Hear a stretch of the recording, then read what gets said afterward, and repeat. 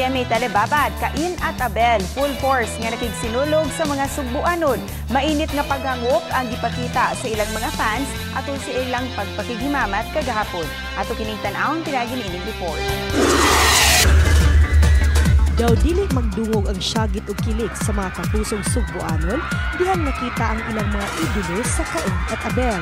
Ang primetime king Dingdong Dantes, drama king Dennis Trillo, uban ang mga kapusong leading ladies Salon Yusef ug Sanya Lopez. Sila ang sakay sa GMA Regional TV Flow.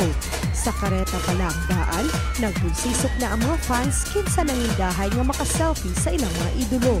Wala mapangkes ang uban kay gain usab kaayo kinsa magpapirma sa mga sinina sa ubang mga fans. Samtang nakadag ang mga kapuso artist sa paghangop kanila sa mga Cebuano fans. Labaw sa tanan ang maayong kasinatian nila sa Sinulog 2019. Sobrang saya namin nakarating kami rito at mahal na mahal namin ang mga Cebuano. Yes, hindi siya first time pero parang yung iba yung ngayon dahil siyempre magkakasama kaming apat. Mas masaya every year. Very warm yung mga Cebuano pag-welcome sa inyo. Ano masasabi mo? Super game sila, pumarty sa street, at super saya. Lagi sila nakasmile, so it's always the best to be here in Cebu talaga. First time ko kaya sobrang saya ko dahil grabe yung pagtanggap ng mga Cebuano sa amin. Masaya kami na nakisama yung panahon. Kaya nandito kami ngayon, pati yung mga kasama natin mga Cebuanos. Daghan pa kunong mga kulbahinam nga atangan sa Cain at Abel sa GMA Telebabad.